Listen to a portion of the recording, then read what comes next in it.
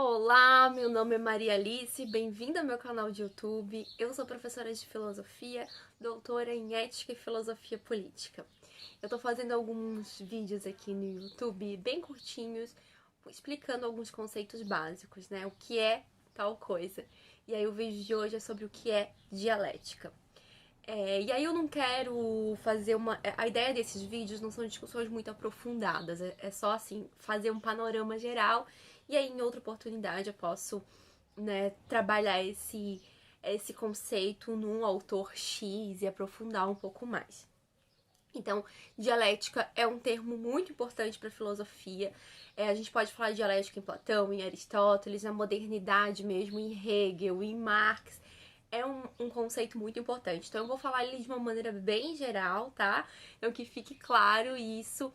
E eu tô publicando esse vídeo depois do que é universalidade, porque eu falei que a gente, por mais que vamos depois criticar o termo universalidade, tá aqui na minha proposta, né, fazer um vídeo sobre o que é universalizável, que é, né, uma transformação, digamos, da universalidade. Mas voltemos.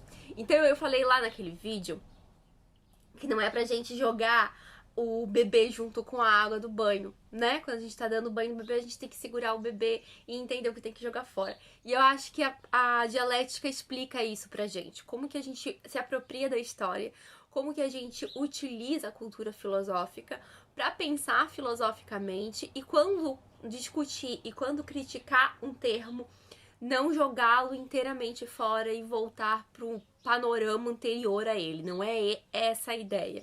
Então o que a gente precisa entender é essa movimentação que a educação, que o diálogo nos dá, que é em colocar ideias, né, contrapostas e sempre resultar numa síntese, que é o resultado desse embate, desse enfrentamento. Então, duas coisas são importantes para a gente entender dialética. É a ideia de desenho em espiral, né? Então, que a gente nunca encontra, né, o seu fim, o final, o início e o fim não se encontram, então nenhuma linha, na verdade, se encontra. Então essa ideia de uma espiral, que ela é sempre, né, transformada, passando num novo momento, é importante pra gente entender quando uma tese, que é uma afirmação, se encontra com a sua antítese, que é a sua negação, e resulta numa coisa diferente, que é a síntese. Então a síntese, ela nunca vai voltar sendo a tese e nunca vai ser também a antítese. Então, quando a gente se depara com essas duas colocações, a gente sempre tá, né, transformando, a gente tá num novo momento, que é o momento de síntese. Então, a ideia de que um diálogo é isso, também é a ideia da maneira como a gente dialoga com a cultura, a maneira como a gente dialoga com a história, a maneira como a gente dialoga com os conceitos.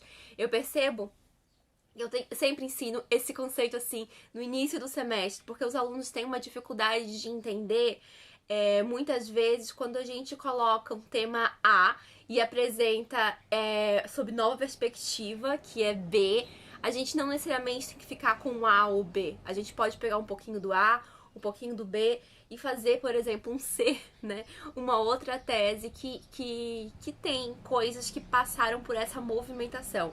Inclusive, faz muito parte do processo dialógico a gente entender o que a gente não quer, para depois conseguir cultivar uma afirmação um pouco mais apropriada, né? Então, isso é o processo do diálogo, né? A gente aprendeu o que a gente não quer, criticando, a gente já tá desenvolvendo uma habilidade que é importante, reconhecendo as limitações, para então formar uma síntese. Então, a ideia de dialética, eu acho que é muito interessante para a gente pensar os processos educacionais, os processos dialógicos, os relacionamentos, né? A ética, de uma maneira geral, ela é sempre um processo de desenvolvimento que nunca vai voltar a ser como era antes, porque ela tá sempre, né, se superando, sempre apresentando um novo resultado de acordo com o que ela enfrenta, né?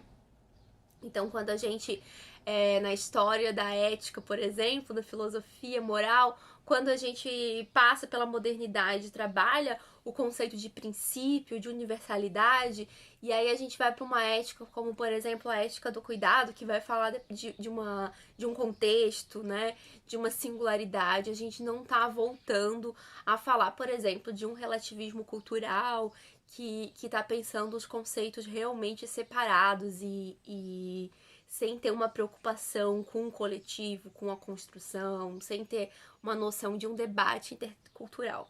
Quem quer saber um pouco mais sobre isso, eu gravei uma aula lá no meu IGTV sobre críticas à ética do cuidado, que eu passei 1 hora explicando essa noção, né? O quanto a gente não pode confundir a ética do cuidado com teorias que negam a existência de uma construção dialógica comum e coletiva, né? Não é muito essa ideia da ética do cuidado. Ela tem uma crítica à universalidade, mas a construção que ela vai fazer também não cai ao relativismo cultural. Não se preocupem, que aos poucos eu vou colocando também vídeos aqui sobre esses termos. Um abraço, até a próxima. Se você gostou do vídeo, curte, comenta o que você achou, compartilha para um amigo. Até a próxima!